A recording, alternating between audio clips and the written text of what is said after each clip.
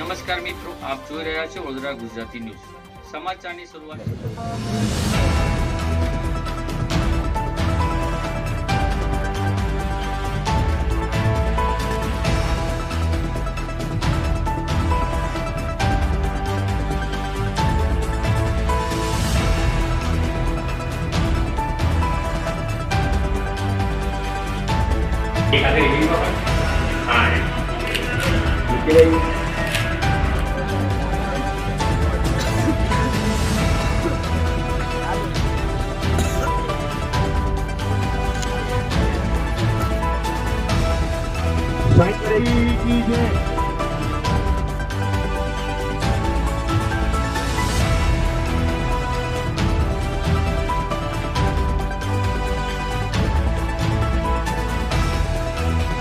અને લોકના પ્રશ્ન માટે ભેગા થયા છે. આપણે બધા માટે જોયું હશે કે ફલાણા માટે ભેગા ન થતા હોય, પણ લોકો માટે ભેગા થતો કદાચ આ પહેલો પ્રોગ્રામ છે.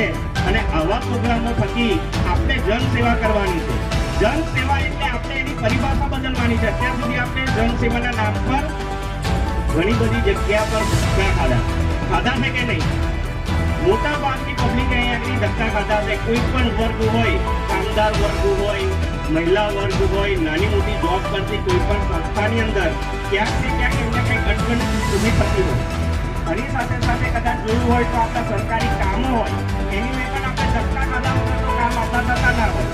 નોકરી પર રોજ પાડીને આપણે જ્યારે કોઈ કામ કરાવવા જઈએ કચેરીઓની અંદર અધિકારીઓ શું કરતા હોય તો કે ટાઈમ પાસના બહાને આજે આવજો કાલે આવજો એ વાત મૂકીને ધક્કા ખવડાવતા હોય. આપણે રજા પાડીને પણ